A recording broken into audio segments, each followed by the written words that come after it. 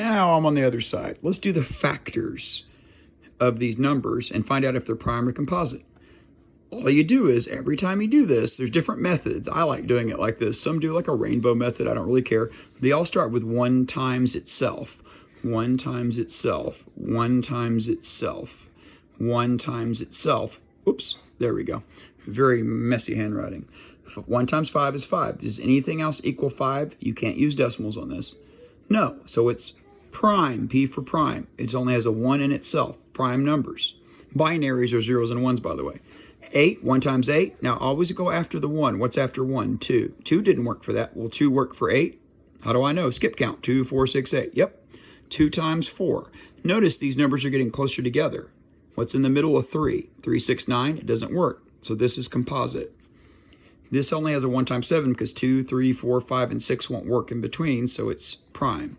12 has 1 times 12. You want to try a 2. So far, that's 2 factors, 2 factors. This 8 has 4 factors.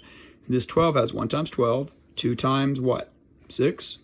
And will 3 work? 3, 6, 9, 12. Yep, 3 times 4. Notice how close these are together? You're done. That is composite. Math is so easy. Now look right here. Let's knock this one out. Volume. What is the volume of this shape? Well, base times height would be these two already multiplied together. Or you go length times width times height. It means the same thing. It's called the big B. 5 times 2 is 10. You would write it like this. 5 times 2 times 8. And you would work it out like PEMDAS. 5 times 2 is 10. Then mark it off and bring down your times 8. And you get 10 times 8 is 80. The volume is 80. But they'll also ask you the perimeter of the base and the area of the base. Remember, the base is the bottom. So ignore the 8. Who cares? How do you find perimeter? Add all the sides. 5 plus 2 is 7. But isn't there also a 2 over here and a 5 over here? So I would go 5 plus 2 is 7, and 7 plus 7 is 14.